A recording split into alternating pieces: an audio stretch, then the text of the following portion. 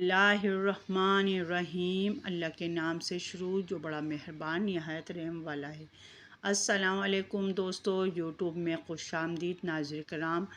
آج میری ویڈیو کا موضوع ہے حضرت سلیمان علیہ السلام اور جنات کا واقعہ۔ ناظرین کرام، اگر آپ نے میرے چینل کو سبسکرائب نہیں کیا تو سبسکرائب کر دیں اور لائک ضرور کیجیے گا۔ چلیں میں اپنی ویڈیو کو شروع کرتی ہوں۔ ناظرین کرام، حضرت سلیمان علیہ السلام اللہ تعالیٰ کے برگزیدہ نبی اور حضرت داؤد علیہ السلام کے فرزند ارجمند ہیں۔ والد کے انتقال کے بعد کم عمری میں ہی تخت نشین ہو گئے۔ آپ علیہ السلام کا سلسلہ نسب حضرت ابراہیم علیہ السلام سے جا ملتا ہے۔ حافظ ابن کثیر نے آپ علیہ السلام کا نسب نامہ تحریر کیا ہے۔ سلیمان علیہ السلام بن داؤد بن عیسیٰ بن عامر بن سلون بن تخشون بن ہم بن اسرون بن کارس بن یہودا بن یعقوب علیہ السلام بن اسحاق علیہ السلام بن ابراہیم علیہ السلام۔ آپ علیہ السلام کی والدہ سے متعلق بہت کم معلومات دستیاب ہیں اور جو ہیں وہ بھی مستند نہیں۔ ابن ماجہ میں ایک حدیث ہے، رسول صلی اللہ علیہ وآلہ وسلم نے فرمایا، سلیمان بن داؤد علیہ السلام کی والدہ نے ایک دفعہ نصیحت فرمائی، بیٹا رات بھر سوتے ہی نہ رہا کرو، اس لیے کہ رات کے اکثر حصے کو نیند میں گزارنا انسان کو قیامت کے دن اعمال خیر سے محتاج بنا دیتا ہے۔ اللہ تعالیٰ نے حضرت سلیمان علیہ السلام کو بہت سے معجزے عطا فرمائے، جن میں سے چند یہ ہیں۔ ناظرین کرام، نمبر ایک ایسی عظیم بادشاہ جو ان سے پہلے کسی کو نصیب نہیں ہوئی اور نہ ان کے بعد کسی کو میسر آئی۔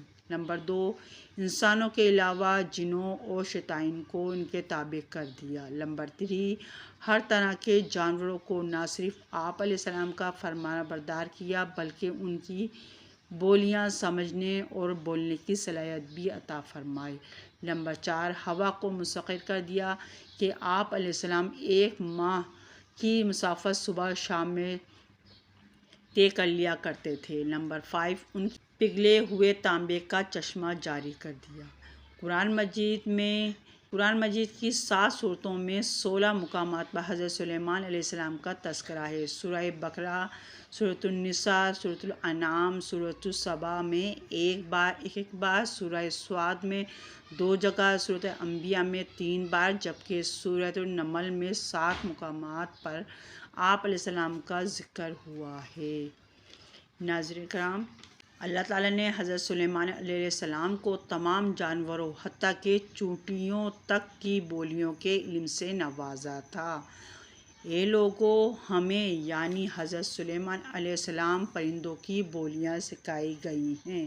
سورۃ النمل 16۔ اسی سورہ مبارکہ میں ذکر ہے کہ ایک مرتبہ حضرت سلیمان علیہ السلام اپنے لاد و لشکر کے ساتھ ایک ایسے میدان میں سے گزرے جہاں چونٹیوں کی بڑی بستی تھی۔ چونٹیوں کی ملکہ نے جب لشکر کو دیکھا تو کہا، اے چونٹیوں، اپنے گھروں میں گھس جاؤ، کہیں ایسا نہ ہو کہ حضرت سلیمان علیہ السلام ان کی لشکر تمہیں پیروں تلے رونڈ ڈالے اور انہیں رونڈنے کی خبر بھی نہ ہو۔ یہ بات سن کر حضرت سلیمان علیہ السلام مسکرائے اور اللہ کا شکر بجا لائے، کہنے لگے، اے میرے رب، مجھے توفیق عنایت کر کہ جو احسان تو نے مجھ پر اور میرے والدین پر کیا ہے ان کا شکر کروں اور ایسے نیک کام کروں کہ تو ان سے خوش ہو جائے اور مجھے اپنی رحمت سے اپنے نیک بندوں میں داخل فرما۔ سورۃ النمل۔ حضرت سعدی فرماتے ہیں کہ حضرت سلیمان علیہ السلام کے عہد میں قحط پڑا تو آپ علیہ السلام نے لوگوں کو نماز استسقاء کے لیے نکلنے کا حکم دیا۔ جب نماز پڑھنے میدان میں گئے تو وہاں ایک چونٹی اپنے قدموں پر کھڑی دعا کر رہی تھی، اے اللہ، میں بھی تیری مخلوق ہوں، ہمارا بھی تیرے فضل کے بغیر چارہ نہیں، تو اے اللہ ان پر بارش برسا دے۔ یہ سن کر آپ علیہ السلام واپس آ گئے اور لوگوں کو کہا، اب بارش ہو جائے گی۔ ناظرین کرام، اللہ تعالیٰ نے جنات اور شیاطین کو بھی حضرت سلیمان علیہ السلام کا تابع اور فرما بردار بنا دیا تھا، جو نوکروں چاکروں کی طرح آپ علیہ السلام کا ہر حکم بجا لاتے۔ وہ آپ علیہ السلام کے لیے سمندر کی تہ سے قیمتی موتی ہیرے جواہرات نکال لاتے۔ حضرت سلیمان علیہ السلام کو بڑی اور خوبصورت عمارتیں بنانے کا شوق تھا، چنانچہ وہ آپ علیہ السلام کے حکم پر شاندار عمارتیں بناتے۔ اگر ان میں سے کوئی سرکشی کرتا تو حضرت سلیمان علیہ السلام اسے سزا دیتے اور زنجیروں میں جکڑ دیتے۔ ناظرین کرام، قرآن کریم میں ارشاد ہے، ہم نے بہت سے شیاطین بھی ان کے تابع کیے تھے جو ان کے فرمان سے غوطے لگاتے تھے اور اس کے سوا بھی بہت سے کام کرتے تھے، اور ان کے نگہبان ہم بھی تھے۔ سورۃ النبأ 82۔